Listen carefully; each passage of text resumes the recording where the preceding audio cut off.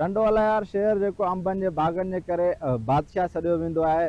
टंडो अलायार जा जेके अंब आहिनि सॼी दुनिया में पिणु मशहूरु आहिनि। हिन वारे जेको सो टंडो अलायार जे अंबनि खे जेको सो वॾो हिकिड़ो मर्ज़ लॻी चुको आहे। जिते आबादगार आहिनि अंबनि जा जेके ठेकेदार आहिनि उन्हनि खे वॾे नुक़सान जो ख़दशो आहे।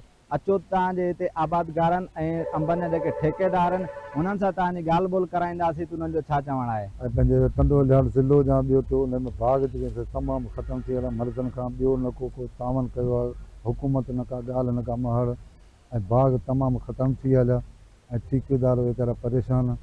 ऐं उन खां पोइ मर्ज़ जेको आहे सो वकोड़े वियो हलियो ऐं थिरस ऐं ॿियो महलो जंहिं खे ठेकेदार वीचारा सभु भॼी हलिया।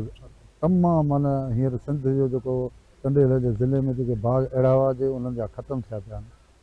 ऐं उन जे बावजूदि कंहिं बि तावन या कंहिं हुकूमत कंहिं 2 नंबर दवाऊं जेके से हलनि पिया।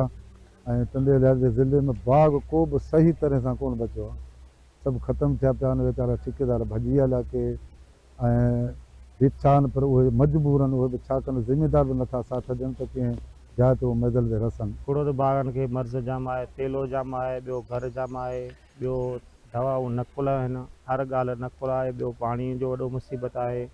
मेन मसाला माना इहे बाग़नि खे सही नथा मिलनि, इन जे करे बाग़ किथे बि सही कोन आहिनि। सभई मजबूर आहे माण्हू, को हाणे पाणी बि कोन आहिनि, मर्ज़ बि जाम आहिनि, दवाऊं नकुल आहिनि, सभु कुझु नकुल आहे। त पोइ घणो नुक़सानु थियो? नुक़सानु किरोड़नि जा आहिनि, हर जाइ ते वापारी छॾियो भॼियो वञनि। हाणे परियां हिकिड़ो बाग़ आहे, उहो बि छॾे विया आहिनि, अलाए केतिरा वापारी छॾे बाग़ भॼी विया आहिनि। छा कंदा वापारी? ज़राअत सां जेके लाॻापा इदारा आहिनि उन्हनि बि हिन महिल ताईं आबादगारनि सां को बि सौकार न कयो आहे। कैमरामैन टीम सां गॾु रज़ा हुसैन बलोच, धरती टीवी न्यूज़, टंडो अलायार।